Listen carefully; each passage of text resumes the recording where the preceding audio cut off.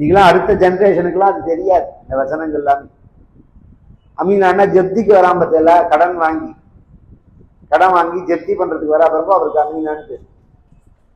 ஆம புகுந்த வீடு அமீனா புகுந்த வீடு உருப்படாது அப்படின்னு. ஆம வீட்டுக்குள்ள வரக்கூடாது, ஆனா ஆம வழிபாட்டுக்குரியதுதான். அடுத்தது மத்ஸ்ய கூர்மாவதாரத்தை பத்தி சொல்லும் போது பகவான் எதற்காக அவதாரம் பண்ணினான்? தேவதைகளும் அசுரர்களும் பார்க்கடல் கடைஞ்சார்கள். மந்தர மலையை கொண்டு வந்து போடும் போது அது சமுத்திரத்துல நிற்காம இருக்க பகவான் தன்னுடைய முதுகுல அதை தாங்குறான். அந்த வெயிட்ட முதுகுல தாங்குறான். ஆமையோட முதுகு எப்படி இருக்கும்? ஓடது, அது வழுக்கும். வழுக்காம இருக்கிறதுக்கு சகசிர பூஜனா இருந்து பகவான் இப்படி புடிச்சுக்கிறான். 4 கையாலையும் அங்கு புடிச்சுக்கிறான். ஒரு பக்கம் அசுரர்கள், ஒரு பக்கம் தேவதைகள் கடையணும் அப்படிங்கிற ப்ரொசீஜர்ல. ஆனா அங்க என்ன பிரச்சனை ஆயிடுச்சுன்னா, பகவான் சொன்னான், நானா உன்னை சொல்ல மாட்டேன், அதே சமயம் நான் என்ன பண்றேனோ அதை நீங்க பண்ணினாதான் கரெக்டா இருக்கும். தேவதைகள் எல்லாம் போய் தலை பக்கத்தை பிடிச்சிருந்தார்கள். அசுரர்கள்லாம் நினைத்து கொஞ்சம் கதை பாக்கி மகாலட்சுமி கல்யாணத்துக்காக தான் கூர்மாவதாரம், அதனால அதை சொல்லி முடிக்கணும். அசுரர்கள் வால் பக்கத்தை பிடிச்சிருந்தார்கள். ஆதாயத் திருதமத வாசுகீம் வரத்ராம் பதோதோ வினிஹித சர்வ பீஜஜாலே பிராரப்தே மதன விதௌ சுராசுரைஸ்தைஹி வியாஜாத்வம் புஜக முகே கரோசுரானீம் க்ஷுப்தாத்ரௌ க்ஷுபித ஜலோதரே ததானீம் துக்தாப்தௌ குரத தரபாரதோ நிமக்னே தேவேஷு யதிததமேஷு தத்ப்ரியைஷி பிராணேஷீஹி கபட தனும் கடோர பிருஷ்டாம். ஆமையா இருந்து பகவான்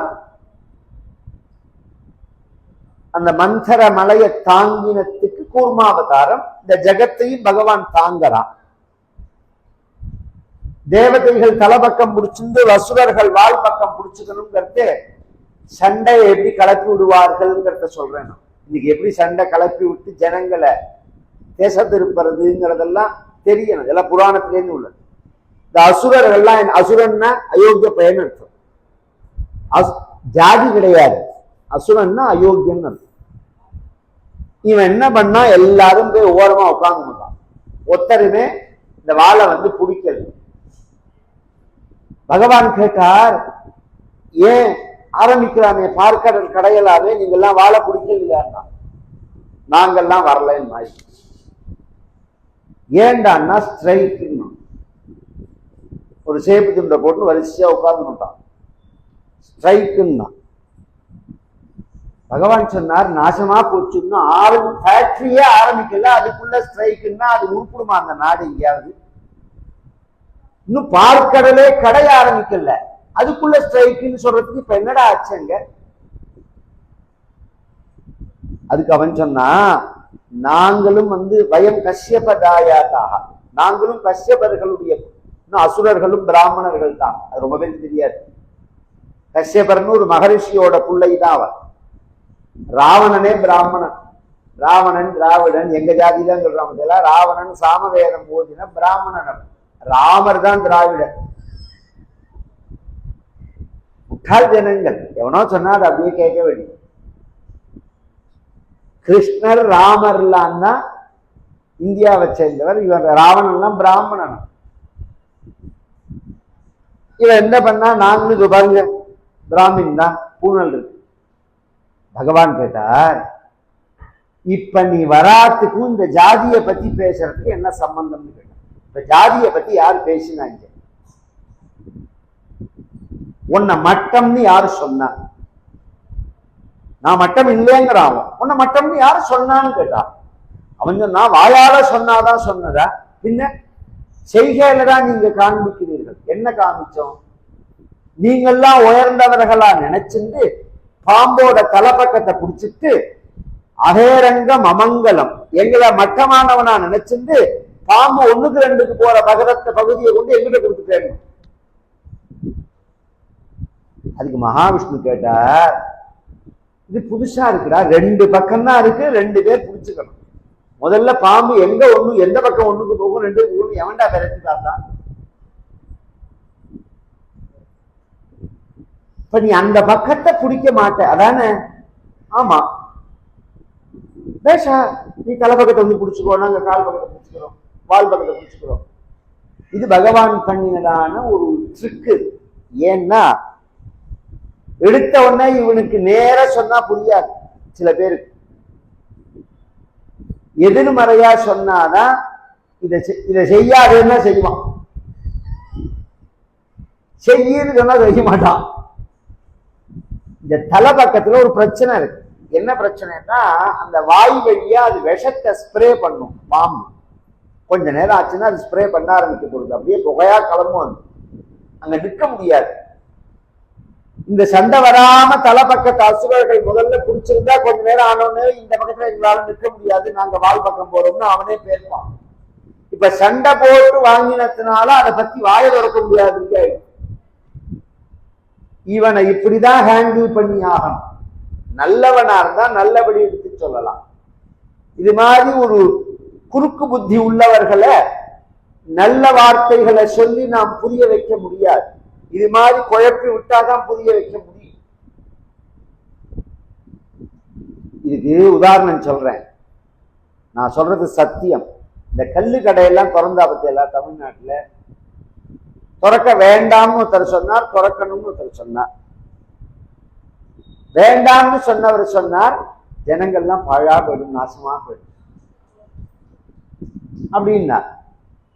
திறக்கணும்னு சொன்னவன் சொன்ன ஐடியாவை சொல்றேன். ஜனங்கள் எவ்வளவு முட்டாள்கள் இன்னி பிறந்து நம்பின்னு இருக்குங்கிறதுக்கு சொல்றேன். திறந்தாதான் அவன் என்னைக்குமே நம்ம சொன்னதை கேட்பான். ஏன் அன்னைக்கு சம்பாத்தியம் வந்தா அதை ஒரு ஆர்டி போட்டோம், ஒரு சீட்டு கட்டினோம், ஒரு நகையை வாங்கினோம், ஒரு சொத்தை சேர்த்தோம் அப்படிங்கிற திட்டங்கள்லாம் இருந்துருக்குன்னா கொஞ்ச நாள் ஆன உடனே வேலை செய்யறவன் முதலாளி ஆயிடுவான். அப்புறம் நாம சொன்னா கேட்க மாட்டான். இந்த கல்லுக்கடை இருக்கிற பரியந்தம் தினம் சம்பாதிச்சு குடிச்சுட்டா மறுநாளைக்கு வேலைக்கு தானா வருவான். இந்த கான்செப்ட்ல பேசினார். எதுக்கு சொல்றேன்னா, ஜனங்களை எப்படி அவர்கள் நினைக்கிறார்கள் ஒவ்வொருத்தருங்கிறதுக்காக சொல்றேன். நேர்மையா சொன்னா ஜனங்களுக்கு புரியாது. இந்த கலியுகத்தோட இங்க நின்று பேசாது. கலியுகத்தோட ஒரு சுபாவம் என்னன்னா, எது உண்மையோ எது தர்மமோ எது நல்லதோ அது எதிர்மறையா தோணும். தர்மத்தை சொன்னா அதர்மமா தோணும், உண்மையை சொன்னா பொய்யா தோணும், நல்லதை சொன்னா கெட்டதா தோணும். கெட்டது நல்ல இதுவாது தப்பு இல்லை, கெட்டது நல்லதா தோணும். 30 செகண்ட்ல சொல்ற அந்த விளம்பர பொய் உண்மையா. இப்ப நான் சொன்னேன் சோப்பு வெள்ளை வெளியேன்னு ஆகணும்னு எத்தனை பைத்தியம் போய் அந்த சோப்பை வாங்குறது? சோப்பு தேய்ச்சிருந்தா உடம்பு நீட்டா ஆகும். அந்த காலங்கள்ல எல்லாம் கவனிச்சோம்னா அந்த குளிக்கிறதுக்குன்னே ஒரு துண்டு வச்சிருப்பாரு. அந்த துண்டை வச்சு இப்படி நன்னா கிராமத்துல குளிக்கிறவா எல்லாம் பார்த்தா தெரியும், உடம்பெல்லாம் அப்படி தேய்ச்சிப்போம். அப்படி இல்லைன்னா இந்த பீர்க்கங்காயோட குடல் இருக்கு பாருங்க, 10 ரூபா, 5 வருஷம் வரும். 1 வருஷம் 2 வருஷம் இல்லை, 5 வருஷம் வரும். அதை எடுத்து தேய்ச்சுன்னா உடம்புல ஒரு டெட் செல்லே இருக்காது. டெட் செல் ஒண்ணு கூட இருக்காது, பளிச்சுன்னு இருக்கு. இன்னைக்கு அதெல்லாம் பிடிக்கூட அது என்ன ஏதோ அது என்ன அது பேர் என்ன, அந்த பியூட்டிஷியன்ட்ட போட்டு அவள்கிட்ட காசை கொடுத்து காலை தேய் கல்லை தேயின்னு சொல்லி காசை ஒழிக்கிறதுக்கு 5 ரூபா தான் இருக்கு. 5 ரூபால உடம்ப பளிச்சுன்னு பண்ணிக்கலாம். இந்த சோப்பெல்லாம் இப்ப வந்து என்ன தேய்ச்சி குடிச்சா சீயக்காய் தேய்ச்சிப்போம், இல்லைன்னா பயத்தங்குடி தேய்ச்சிப்போம். எப்படி ஏமாத்துற வேலை. இந்த ஏமாத்துற பொய் உண்மைன்னு தோன்றது, நாம சொல்ற உண்மை பொய்ன்னு தோன்றது. கடைய ஆரம்பிச்சார்கள். முதல்ல இந்த பாம்பு வாயிலிருந்து விஷம் வந்தது. அதற்கு முன்னாடி மகாவிஷ்ணு வந்து சிகப்பா தான் இருந்தார். இந்த பாம்பு வாயிலேந்து வந்த விஷம் மேல பட்டு கருப்பாயிட்டார். அப்புறம்தான் அவர் கருப்பானது. பார்க்கடல்ல உள்ள அழுக்கெல்லாம் சேர்ந்து ஒரு விஷமாச்சு. இது ஒரு விஷம், அது ஒரு விஷம். சம்ஸ்கிருதத்துல விஷத்துக்கு ஆலம்னு பெயர். ஆலம் பிளஸ் ஆலம், ஆளாளம். ஆளாள விஷம் அப்படின்னு பெயர் அதுக்கு. எல்லாரும் அமிர்தம் வரும்னு நினைச்சார்கள். இப்படி கடைஞ்ச உடனே விஷம் வந்தா அந்த விஷம் உன்னோட ஒண்ணு கலந்து ஸ்ப்ரெட் ஆறு, நிற்க முடியல. அங்க புகை அப்படியே தாக்கம். அவரவர்கள் பயந்து ஓட கடைசியில எல்லாரும் தேவலோகத்திலேருந்து வைகுண்டத்திலேருந்து கைலாசம் போயிட்டார்கள். கைலாசம்ங்கிறது எல்லாத்துக்கும் மேல உள்ளது. இந்த நான் புராண ரீதியா சொல்றேன். இப்ப நாம இருக்கிற உலகத்துக்கு பூலோகம்னு பேரு. இந்த பூலோகத்துக்கு கீழே 7 லோகம் இருக்கு, மேல 6 உலகம் இருக்கு நம்ம சாஸ்திரப்படி. அதல விதல சுதல ரசாதல தலாதல மகாதல பாதாளம். அதல லோகம், விதல சுதல ரசாதல தலாதல மகாதல பாதாளம்ங்கிறது 7வது கீழே உள்ளது. இப்ப இருக்கிற பூமிக்கு மேல பூலோகம் நாம இருக்கிறதுக்கு. அதுக்கு அடுத்தது புவர்லோகம், சுவர்லோகம், மகோலோகம், ஜனோலோகம், தபோலோகம், சத்தியலோகம். இந்த சத்தியலோகம்ங்கிற இடத்துலதான் பிரம்மா வசிக்கிறார். பிரம்மா இருக்கிறது சத்தியலோகம். சத்தியலோகத்தை 3 பார்ட்டா பிரிச்சுக்கிறோம். ஒரு ரயில்ல பர்த் மாதிரி வச்சுக்கோங்களேன். Lower berth, middle berth, upper berth மாதிரி. இந்த சத்தியலோகத்துல கீழ் பாகத்துக்கு பிரம்மலோகம்னு பேரு, நடுபாகத்துக்கு வைகுண்டம்னு பேரு, க்ஷீராப்தின்னு பெயர், மேல் பாகத்துக்கு கைலாசம்னு பேரு. இப்ப இந்த கதை நடக்கிறது க்ஷீராப்தியில.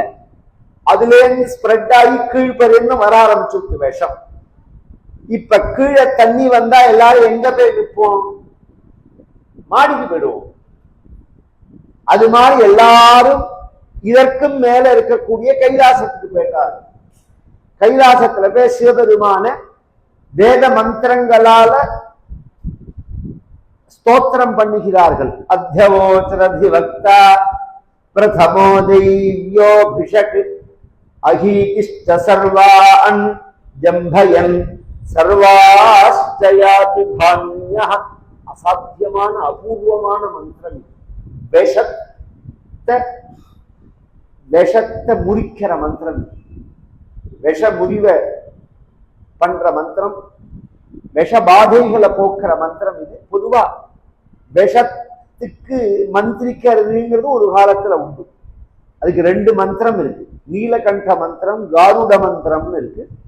அந்த நியமங்களோட இப்ப இல்லாதனால அதெல்லாம் பலிக்கிறது இல்லை. அதெல்லாம் பொய் கிடையாது.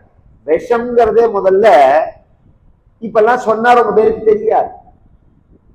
இதெல்லாம் ஃப்ராடு. விஷம் மந்திரிச்சா விஷம்லாம் போகுமா அப்படின்னு சில பேர் கேட்பாங்க. விஷம்ங்கிறது ஒரு புரோட்டீன். விஷம்னா அது என்னன்னா ஒரு புரோட்டீன். இப்ப நீங்க கடையில எல்லாம் புரோட்டீன் வாங்கி சாப்பிடற இல்ல, அது மாதிரி அதுவும் ஒரு புரோட்டீன் தான். ஆனா அதை டைஜஷன் பண்ற ப்ரோக்ராம் நம்ம உடம்புல கிடையாது. அது சில ஜீவராசிகளுக்கு தான் இருக்குது. கீரிப்புள்ள மாதிரி சில ஜீவராசிகளுக்கு தான் இருக்கு. அதனால நம்மளை அது பாதிக்கிறது. அதை ஜெரிமானம் பண்ற தெரியல. அதற்கே நம் முன்னோர்கள் சில வழிகள் சொல்லியிருக்காங்க. இது என்ன ரொம்ப பேருக்கு தெரியுமான்னு தெரியல. நான் சொல்றதெல்லாம் ஃபாலோ பண்ணக்கூடாது. ஆனா என்ன இருந்ததுன்னு சொல்றேன், அதுக்காக சொல்றேன். பாம்பு கடிச்சா என்ன பண்ணுவார்கள் தெரியுமா அந்த காலத்துல? அதுக்குன்னு சில பச்சளைகள் மூலிகள் இருக்கு. அதுக்கு முன்னாடி வாழை மட்டை இருக்கு பாருங்க, வாழை மரம், அதோட அடிவகத்தை வெட்டிட்டு அதை நன்னா புழிஞ்சு அந்த சாரை கொடுத்துருவார். கொடுத்துட்டா இந்த ரத்தம் கெட்டி ஆகாது. ரத்தம் கெட்டியாகி கிளாட்டா இருக்கு பத்தில, அது ஆகாது. இதெல்லாம் சகஜமா இருந்த தேசம். அவ்வளவு நாள் தெரியாமையா பாம்பு கடிச்சா உடம்புல என்ன நடக்கிறதுன்னு தெரியாமையா இதை பண்ணிருப்பாங்க.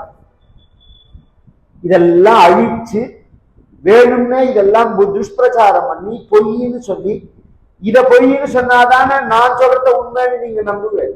முதல்ல இந்த கிராமத்துல எங்க ஊர்ல பெருமாள் கோவில கட்டணம் அப்படின்னு ஒரு சமயம் மீட்டிங் போட்டோம். அப்போ ஒரு பெரியவர் சொன்னார், கட்டுறதுக்கு யோஜனை சொல்றதுக்கு முன்னாடி முதல்ல இப்ப இருக்கிற கோவில இடினார். கோவில இடிச்சிடும், அப்புறம் கட்டுறதுக்கு நான் யோஜனை சொல்றேன். கட்டுறதுக்கு யோஜனை பண்ணினதுக்கு அப்புறம் கோவிலை இடிப்பார்களா, கோவிலை இடிச்சுட்டு கட்டுறதுக்கு யோஜனை பண்ணுவார்களா? அது மாதிரிதான் பிரிட்டிஷ்காரன் பண்ணினது. இப்ப இருக்கிற இந்த அடிப்படை நாலஞ்ச முழுக்க அழிச்சுட்டானவன், துஷ்பிரச்சாரம் பண்ணி. புரியற மாதிரி சொல்றேன். ஒரு காலத்துல நாம சாம்பல் தான் தேய்ப்போம். எல்லார் வீட்லயும் வாச பக்கம் போறதே ஒரு பெறை இருக்கும், நில பக்கத்துல. குழந்தைகளுக்கு எல்லாம் அதை சொல்லணும். கொல்ல பக்கம் போற இடத்துல ஒரு பெறைன்னா ஒரு ஒரு சின்ன மாடத்துல ஒரு ஹோல் மாதிரி இருக்கும், அது இப்படி இருக்கும். அதுல ஒரு கிண்ணத்துல கொல்ல பக்கம் போற இடத்துல சாம்பல் இருக்கும், வாச பக்கம் போற இடத்துல விபூதி இருக்கும், திருநீர் இருக்கும், எல்லார் வீட்லயும் இருக்கும். கொல்ல பக்கம் போறத இந்த சாம்பலை வச்சுதான் நாம தேய்ப்போம். 1940 கோல்கேட்காரன் இந்த ஊருக்கு வரும்போது அந்த அட்வர்டைஸ்மெண்ட் எடுத்து காமிக்கிறேன். அது இருக்கு, அதனால காமிக்கிறேன், இல்லைன்னா பேரை சொல்ல மாட்டேன். சாம்பலை தேய்ப்பீர்களா மூடர்களே? யாராவது சாம்பலை தேய்ப்பீர்களா? அதுலயும் சில பேர் என்ன பண்ணுவார்கள்னா, உப்பு கல்லுப்பை நெருக்கி போட்டு கலந்து தேய்ப்பார்கள். எவனாவது உப்பை தேய்ப்பனா சாம்பலை தேய்ப்பனா அப்படின்னு ஜனங்களை ஏளனம் பண்ணி அதுல இருந்து பல்பொடிக்கு பேஸ்டுக்கு நம்மளை மாத்திட்டு இப்ப என்ன சொல்றான் தெரியுமோ, என்னோட உங்க பேஸ்ட்ல உப்பு இருக்கா, உங்க பேஸ்ட்ல உரப்பு இருக்கா, உங்க பேஸ்ட்ல புளிப்பு இருக்கான்னு கேட்கலாம். ஃப்ராடு பயங்கரத்துக்காக சொல்ல வர. நம்மளோட வாழ்வியல் முறைதான் உயர்வானது. இன்னும் சொல்ல போனா பேசினா அதுக்குள்ள எவ்வளோ விஷயம் இருக்கு, நான் பேசக்கூடாதுன்னு நினைக்கிறேன். என்னாலும் வர அந்த அந்த நம்ம தேய்க்கிற அந்த பேஸ்ட் அத்தனையிலையுமே போதை மருந்து இருக்கிறது, அது தொடவே கூடாது. இந்த நிக்கோடின் இந்த சிகரெட் குடிக்கிறாப்புல அது குடிச்சா என்ன வருமோ அது இந்த பர்சன்டேஜ் இருக்கிறதுல எல்லாம். சில ஆயுர்வேதத்துலதான் அதெல்லாம் கிடையாது. இப்ப நம்ம குடிக்கிற இருமல் மருந்துலயே ஆல்கஹால், சாராயம் இருக்கிறதுல. அதனால இப்ப நாங்க எல்லாமே சில பேருக்கு ஏதாவது மாத்திரை கொடுத்தா நான் அதெல்லாம் விவரம் கேட்காம அந்த மாத்திரை தொடவே மாட்டேன். அதுல பச்சை போட்டிருந்தாலுமே, இப்ப பச்சை மார்க் பண்ணியிருந்தா வெஜிடேரியன், ரெட் மார்க் பண்ணியிருந்தா நான் வெஜிடேரியன், அதுவே முதல்ல ஃப்ராடு. இந்த பச்சையில வைட்டமின் டி தான் போட்டிருப்பான். அந்த டிக்கு சோர்ஸ் எங்கன்னு அவன் பார்த்தோம்னா அதுல போய் நான்வெஜ் இருக்கும். அது இது மாதிரிலாம் நடுப்புல நிறைய குளறுபடிகள் உண்டு. சுபாவத்தை மாற்றும். அது நம்மளுடைய உணவுகள் நம்மளுடைய சுபாவத்தை மாற்றிடும். அதனால அதுல ஜாக்கிரதையா இருக்கணும். இது மாதிரி பாம்புக்கெல்லாம் விஷத்தை முறிக்கிறதுக்காக உள்ள மந்திரம் நீலகண்ட மந்திரம்னு பேரு. அது வேதத்திலேயே இருக்கு, ருத்ரத்துல இருக்கு. அத்தியவோச்சததிவக்தா பிரதமோ தெய்வோ பிஷக். உலகத்துல தெய்வங்கள்ல டாக்டர் யாருன்னா சிவபெருமான் தான். பிரதமோ தெய்வியா, முதல் கடவுள் மட்டும் இல்ல, பிஷக். பிஷக்னா வைத்தியம்னு அர்த்தம், வைத்தியர்னு அர்த்தம். அதனாலதானே இன்னைக்கு நாம வைத்தீஸ்வரன் கோவில், வைத்தியநாதன், வைத்தீஸ்வரன், வைத்தியன். வேற எந்த தெய்வத்துக்காக அந்த பேர் உண்டா?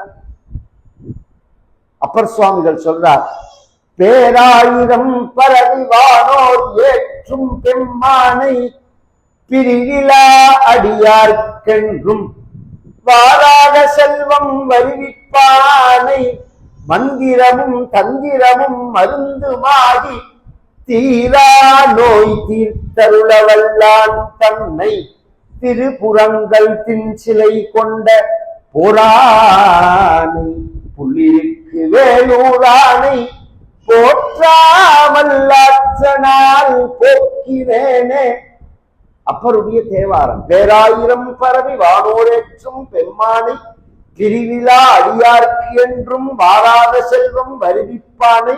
இதோட இல்லாம மந்திரமும் தந்திரமும் மருந்துமாகி தீரா நோய் தீர்த்தருள வல்லான் தன்னை அப்படிங்கிறார். அவனே மந்திரமா இருக்கான், அவனே தந்திரமா இருக்கான், அவனே மருந்தா இருக்கான். மூணாகவும் ஆகி சிவபெருமான் என்ன பண்றான்னா டாக்டர்களால கைவிடப்பட்டதான நோயை சரி பண்றான். இன்னைக்கு வைத்தீஸ்வரன் கோவில் போய் அந்த குளத்துல குளிச்சுட்டு